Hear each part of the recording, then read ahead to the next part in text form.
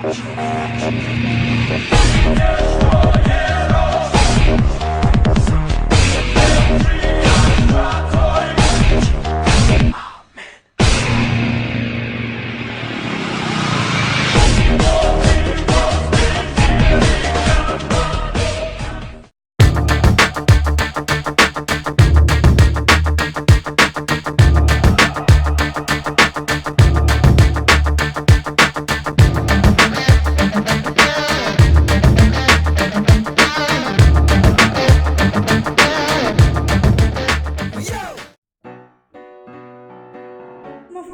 in Denmark is a parliamentary democracy. The parliament in Denmark is called a Folketing and it has multi-party structure.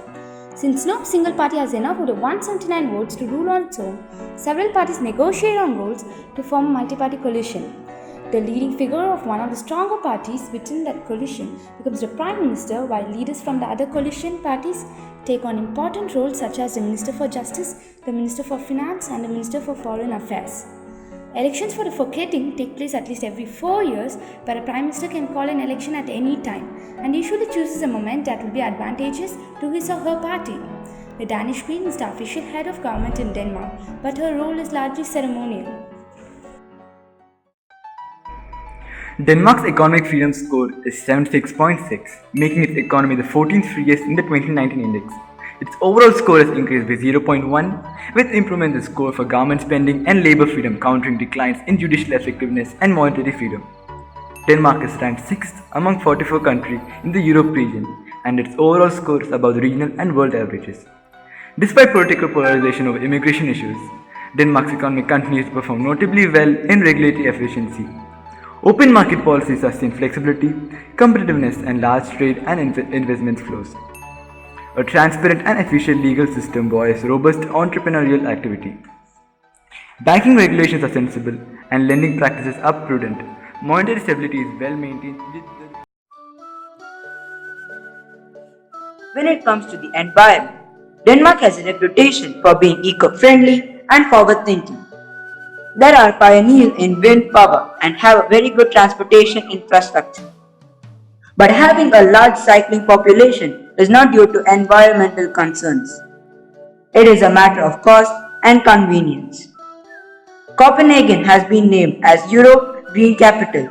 Mostly, it is a large bicycling culture and city planning of bicycle routes. This is a great achievement, yet this is again due to the cost of public transport and driving costs associated with living and working in Copenhagen. All residents receive social support when they are unemployed, either through union insurance or locally run programs.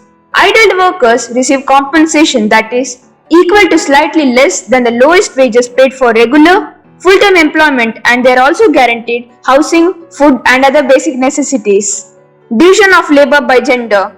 Denmark has the highest percentage of women in the labor market in Europe, with close to 80% of women being employed. Since the 1980s, the country has had a policy of equality of men and women in regard to wages and working conditions. The relative status of women and men. Since 1924, there have been women in the government and the representation of women in politics has grown significantly.